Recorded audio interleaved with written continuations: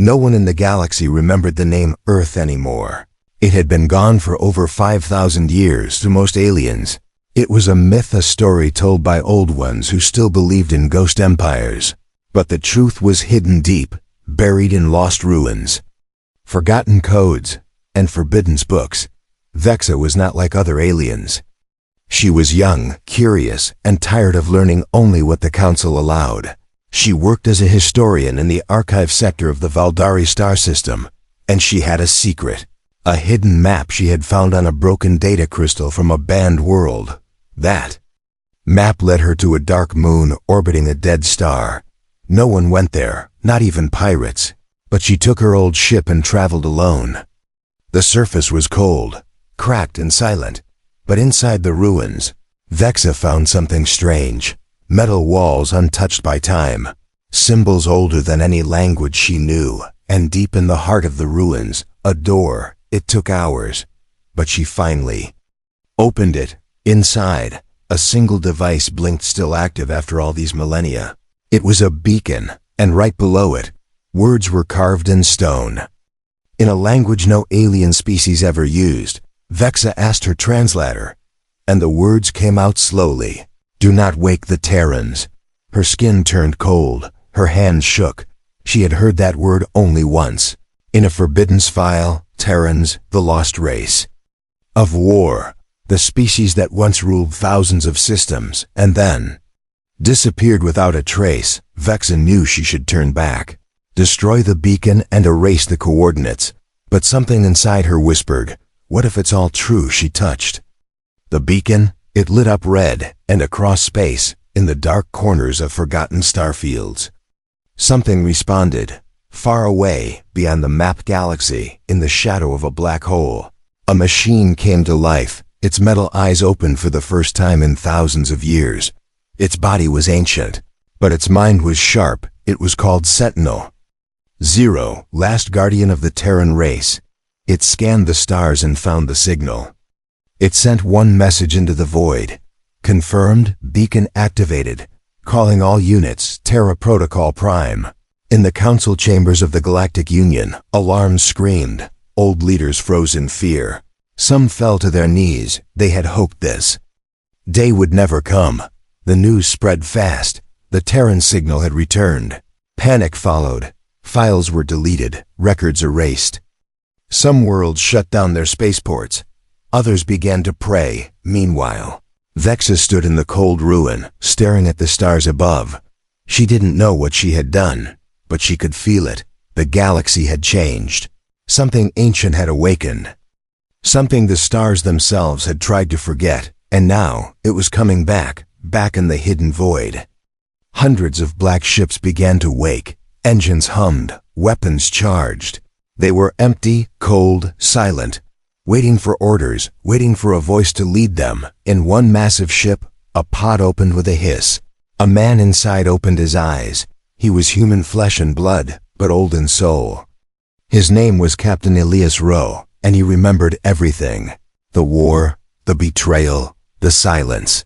He looked around the frozen chamber and saw his crew still sleeping in cryopods. The AI spoke softly in his ear. "Captain, a signal has reached. US, the galaxy has called." Elias sat up slowly. His voice was dry but sharp. "After 5,000 years," he whispered, "it's time to answer." The signal should never have been sent. Even the oldest records warned against it. Even the bravest warlords knew not to touch it. But now it had traveled across the stars, and it was too late to stop. In the galactic core, 12 council elders met behind locked doors, their faces pale, their eyes wide. They had seen the pattern before, the ancient code that belonged to only one species, humanity. "It cannot be," whispered Elder Gormax, clutching his chest. "We erased them from existence." But the red pulse kept blinking on the galactic grid. A heartbeat, slow and steady, the Terran heartbeat. On distant planets, riots began. People didn't know the full story, but they could feel it. A darkness had shifted, shadows had begun to move. Some thought it was just a ghost signal, a mistake from the past. Others packed their families and left entire systems. running from something they couldn't even name. On a quiet jungle world called Yari 6, an old war veteran sat alone. His name was Kale. He had fought in the last conflict where Earth was mentioned. He thought those memories were gone, buried under time and shame. But when he heard the signal, he dropped his mug. Tears fell from his eyes as he whispered, "They're back." Vexa was hiding now. She knew she had done something dangerous. The bounty on her head was rising every hour. Ships were searching every moon and station. All she had done was awaken a forgotten beacon. Why was the entire galaxy losing its mind over one word, Terran? She watched the news from a broken console in a stolen escape pod, explosions on trading posts, silent evacuations, leaders resigning, databases being burned. It was like the galaxy was trying to erase itself before something worse arrived. Meanwhile, far beyond the edges of the star map, the ancient ships of humanity began to stir. They were not normal ships, they were blacker than space, built from materials not seen in this galaxy for ages, and they were fast-moving through quantum shadows and forgotten wormholes. On board the lead warship Oblivion Arc, Captain Elias Rowe stood in the command chamber, his skin pale, his armor ancient, his eyes glowing faintly blue. The AI voice hummed softly. "Orders, Captain. Targets await." Elias didn't answer right away. He walked to the viewing panel and stared out into the dark. He could feel them, alien minds watching, trembling. He pressed a button and opened a channel across open space. "This is Captain Elias Rowe of the Terran Restoration Fleet. We have received your call. You wanted our silence to end. Now it has." The message echoed through systems like thunder. All frequencies caught it. Even ones shielded or hidden, no one could ignore it. The humans were no longer ghosts. They were speaking again. Some tried to respond. Council members sent peace offers. A few begged forgiveness for crimes they never admitted before. Others threatened war, not knowing what they were truly facing. Elias listened to all the responses. He didn't laugh. He didn't speak. He simply turned to his AI and whispered, "Mark them." One by one, planets were added to the targeting list. Not for attack yet, but for memory, for what they did, for what they stole, and for what they would pay. On the edge of the Orion line, the first human scout ship uncloaked. A small vessel compared to the warships behind it, but it moved like a shadow faster than light. It entered a neutral zone, past a border defense drone. The drone tried to scan it. Then the drone vanished. No explosion, no sound, just gone. The scout ship sent a simple message, "Testing complete," on her stolen pod. Vexa watched the scan footage over and over, her eyes wide, her hands shaking. They weren't just returning.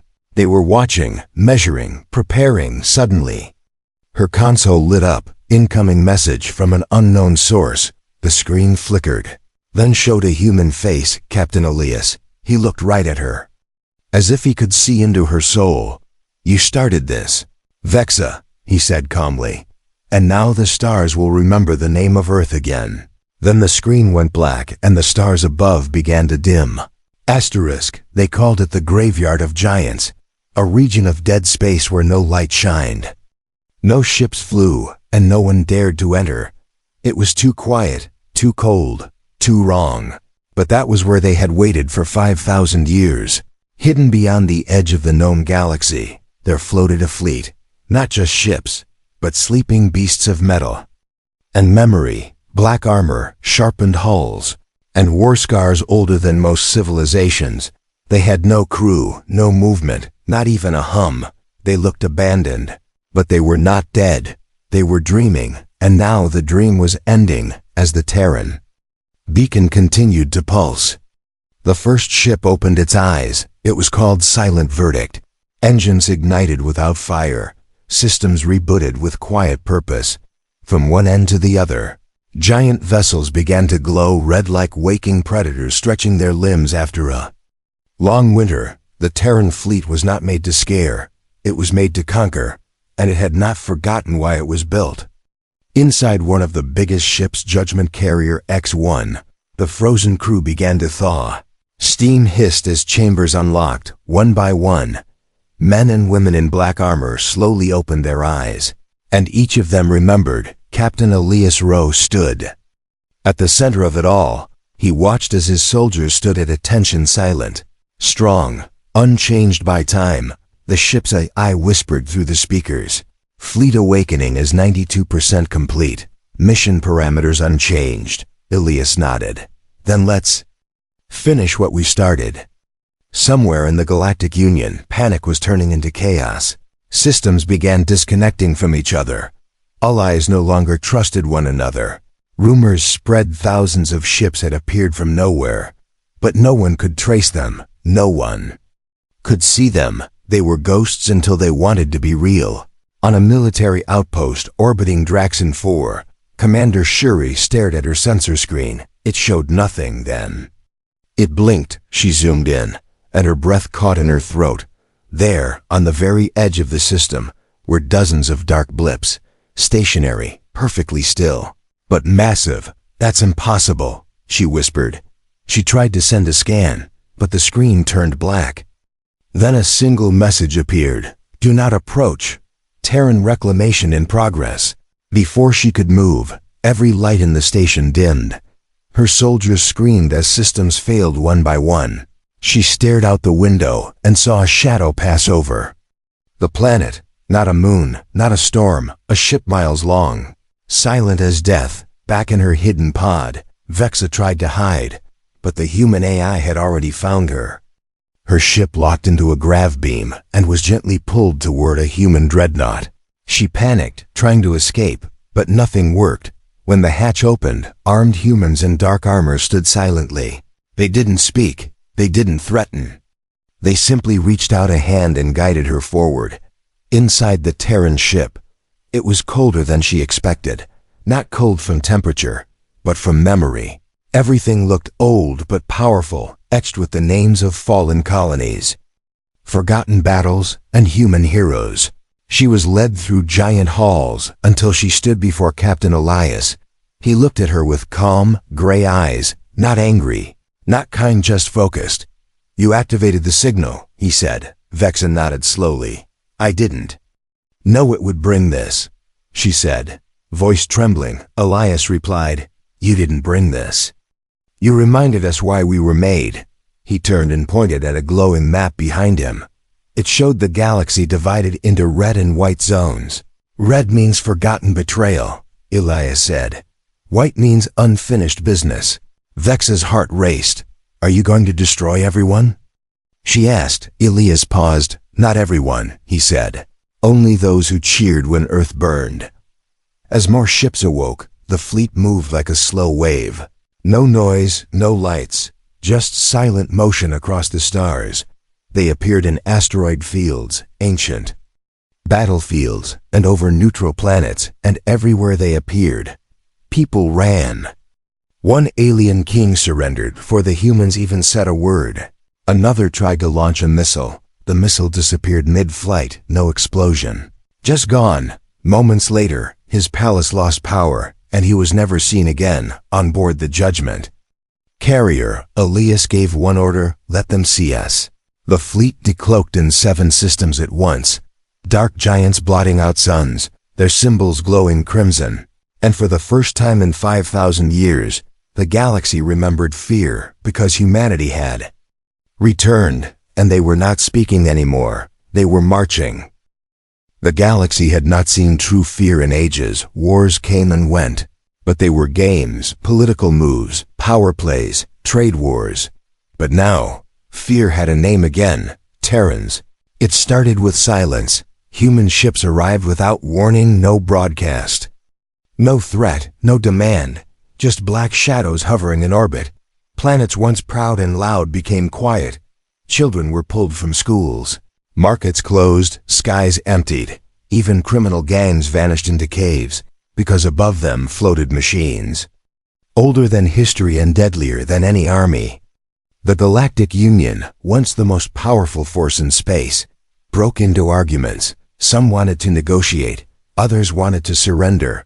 A few fools among them wanted to fight. Ambassadors tried to contact the humans, They sent gifts, apologies, even recordings of old Earth songs. No answer came, only a short message, sent to every capital world. You will not speak, you will listen. And so they listened. Captain Elias Rowe's voice echoed through every screen. He didn't shout, he didn't threaten. His tone was calm, cold, like a winter wind. 5,000 years ago, you burned our world and erased our name. You made our people slaves, our cities ash, our history a lie. We watched, we waited, we remembered. Now you will too. On the floor of the council chamber, some leaders wept, others fainted. A few screamed that it wasn't their fault. They weren't even born yet. But history has no sympathy, it only has weight. The Terran fleet didn't fire a single shot. Not yet. Instead, they landed probes. These probes didn't scan for resources or enemies, they scanned for truth. They searched through archives, memories, recordings. They found old war crimes, videos of Earth's fall, alien commanders laughing, cheering. They found stolen technology, broken treaties, children sold. And they remembered every face in one capital city, a statue of a victorious alien general cracked open. Inside it, hidden for 5,000 years, was the black box of a Terran ship, its last message: do not forgive them. That was the moment things changed. The galaxy stopped hoping for mercy. They started preparing for judgment. Elias watched from the bridge of Oblivion Arc. Around him, maps shifted. Data streamed in. He stood still, wearing armor etched with the names of lost colonies: New Detroit, Avalon, First Mars. His officers said nothing, waiting for his word. Then a report came in. The council was sending a peace delegation. Elias nodded. Let them land, he said. Let them beg. The council ship arrived, a sleek vessel of gold and silver. Inside, leaders of 100 species, dressed in silk and feathers, bent knees to one man in old war armor. Vexa was brought into the chamber as well, now under human protection. They wanted her there, because she had awakened it all. The head of the delegation, Elder Calth, stepped forward. We ask for peace, he said, trembling. Elias raised an eyebrow. You ask, but you do not offer. Calth blinked, confused. What do you want? He asked. Elias walked slowly toward him. We want you to feel what we felt, he said. To live with the weight of your history. To kneel not in fear, but in understanding. He turned to Vexa. You called us back, knowingly or not. You uncovered the first wound. Vexa bowed her head. I wanted to know the truth, she said softly. Now you do, Elias said. And so will they. He activated a holoscreen all across the galaxy. The screen repeated the same image. Children burned during Earth's fall, cities crushed, human civilians hunted for sport. No more lies, no more stories, only truth. And truth broke the galaxy. Millions protested against their own governments. Alien citizens demanded answers. The Galactic Union began to fall apart, one system at a time, and Elias watched with steady eyes. We have not fired a single shot, he said. But the truth is louder than any weapon. Yet, in the shadows of deep space, not all agreed with him. Some Terran commanders wanted more. They wanted revenge, not justice. They whispered of glassing planets, of burning the stars that once mocked Earth. And Elias knew. The time to choose had come. Would they be the monsters the galaxy feared, or the legends it remembered too late? Asterisk. The first strike did not come with a roar. It came with silence, no countdown, no flashing lights, no declaration, just sudden darkness. And then nothing. In the heart of the Ovex Confederacy, a system known for its pride and riches, night fell without warning, suns dimmed, satellites stopped spinning, communication went dead. No one screamed, because no one knew what was happening. Then, one by one, the stars returned, but with them came shadows, long and wide ships, darker than anything the galaxy had seen. They hovered like judgment itself, not moving, not answering. And then, one vanished, not exploded, not shot erased. The Olvek's flagship simply blinked out of existence. The remaining ships turned to run. They never got the chance. Above every Olvek city, Terran drones appeared. They didn't attack instead. They projected something into the sky. A memory. A burning image of human children behind alien bars. Crying, of Terran nurses executed during the fall of Earth. Of Olvek soldiers dancing while humans burned. The citizens looked up, frozen. They had never seen these things. Their leaders had erased the truth. But the Terrans had saved it all. In one city, a young Olvek's girl asked her mother, "Did we do this?" Her mother had no answer, only tears. On the bridge of Oblivion Arc, Captain Elias Rowe stood in silence. The report came in: no loss of life, 0 casualties. Yet the entire Olvek system was on its knees. He nodded slowly. Let history hit harder than any weapon, but not everyone agreed with mercy. On board Hellvale, a Terran dreadnought deeper in the fleet, a different voice rose. Commander Sora Kane, a battle-scarred veteran of Earth's last stand. She stared at the Olvek system and clenched her jaw. "They laughed when we died," she said. "They celebrated when our children starved." Her crew said nothing, but their eyes burned. We should have turned their oceans into glass. Her ship moved on its own course, independent, but still under Terran code. And Elias felt it. He opened a link. "Sora, do not make this war into rage," he warned. She responded with cold defiance. "Captain, war was made the moment they called." U.S. extinct. Back on Olvek's prime, the skies suddenly lit up again, this time with fire. A targeted strike, fast and brutal, not meant to kill but to remind. A monument, 20 kilometers tall, carved from ancient human steel, landed in the city center. On it, one line burned into the stone. "We remember everything." The ground shook not from weapons, but from truth. The citizens fell to their knees. And far away, other systems watched in horror. Will we be next? Became the question on every tongue. Vexa stood beside Elias as these reports came in. Her heart heavy, her thoughts spinning. "They're surrendering," she whispered.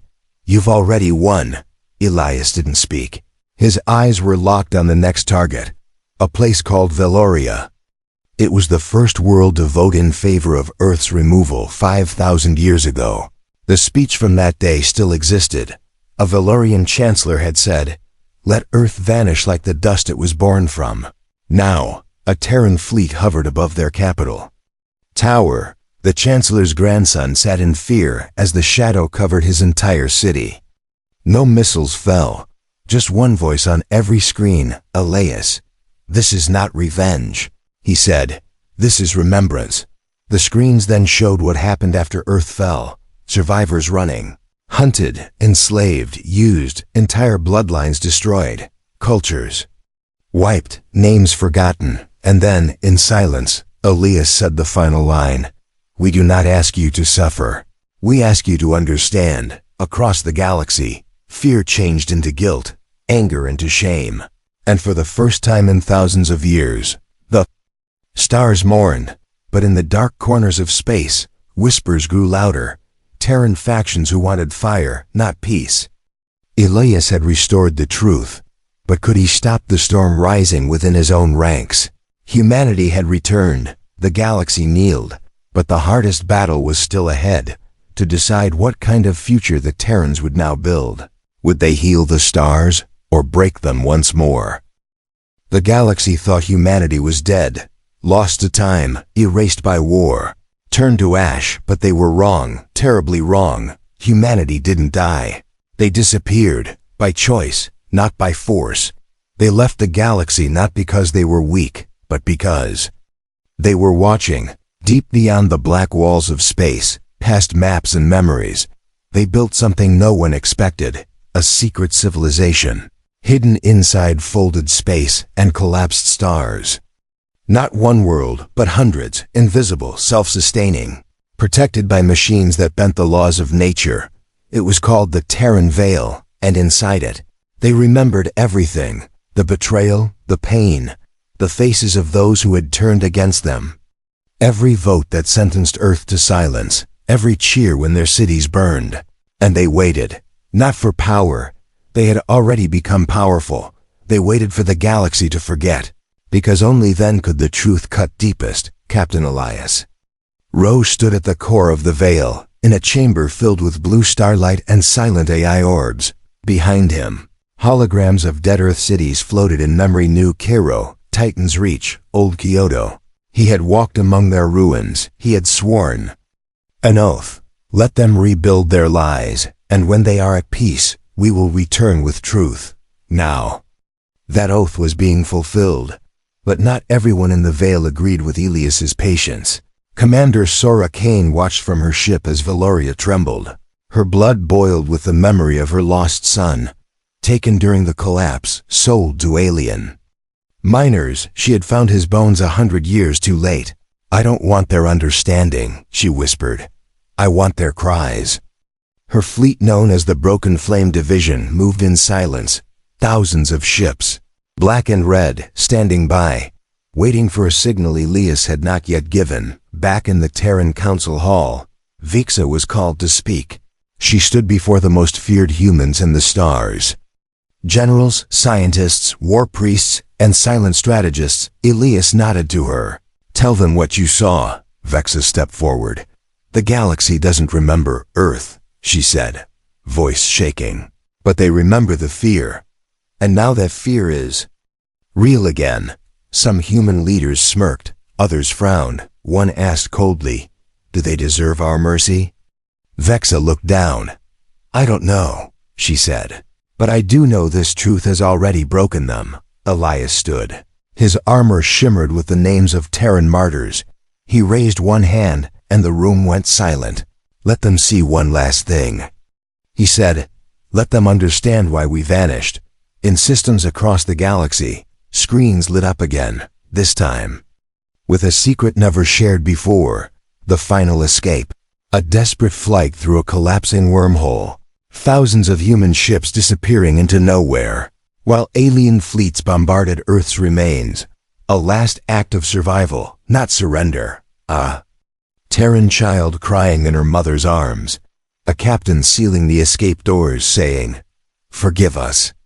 We will return. The stars watched that moment. The galaxy saw what it had done, and millions broke down in tears. On distant worlds, alien citizens dropped their weapons. They knelt beside statues of their false heroes and wept. One empire, the Grelter Dominion, burned their own war banners in public squares. Let the Terrans see our shame, said their leader. Let them know we remember now. But not all wanted peace. From the shadows of fractured systems, resistance grew. Secret militaries formed. Old warlords whispered of Terran destruction. And inside the Terran ranks, rage built like fire under the ice. Sora Kane called her captains. Elias plays with guilt, she said. We will deal in judgment. And her ships turned toward a system called Tarnux V, a place known for human experiments centuries ago. Elias felt the shift. He stood alone in his chamber, staring at an ancient photo, his mother, standing before a burning home. He clenched his jaw and whispered, this was never meant to be war, but if it must be. His command console lit up, a message from Sora. Tarnux will burn. Elias had one choice left, let the fire spread, or stop his own people before the stars drowned in blood again. Because now, the war wasn't between Terrans and the galaxy. It was between two visions of humanity, one of healing and one of fire. Asterisk, the stars held their breath. Millions of eyes looked upward, waiting, wondering, fearing. Would humanity show mercy? Or would they finish what the galaxy had started long ago? The Terran fleet now covered half the known systems. Not with fire, but with presence. Their black ships floated like judgment given shape. Some brought silence, others brought truth. But one fleet brought something else. The Broken Flame Division, led by Commander Sora Kane, had reached Tarnux V, the planet where humans were once used for science, where screens were buried under laboratory floors, where Sora's own son had died. Her ships didn't cloak, they wanted to be seen, to be feared. And as they arrived, alarms on Tarnax blared. Every citizen knew this was not a negotiation. On the bridge of Hellvale, Sora stared at the screen. She had waited centuries for this moment. No voice in her head asked for mercy, only memory, only pain. She raised her hand to give the command. Arm the Sunbreaker cannon. But before the weapon could fire, her screen changed. Captain Elias Rowe appeared. Not through orders, not through threats, just presence. Sora, he said quietly. This isn't who we are. Sora clenched her jaw. It's exactly who they made us, she replied. And who we must become to never be broken again. Back at the Terran Council Hall, voices shouted. Some wanted justice. Others feared that one act would erase the meaning of their return. If we become monsters, one general said, then the galaxy was right to fear us. Elias stood between two paths. He had brought the truth. He had shaken empires with memory. But now one shot could turn all of it into war. He sent a message, not to the galaxy, but to one world, Tarnax 5, and he told them, one of ours stands at your gates. You can either face her or flee from your own sins. But know this, we are not here to erase you. We are here so that you never erase us again. On Tarnax, something unexpected happened.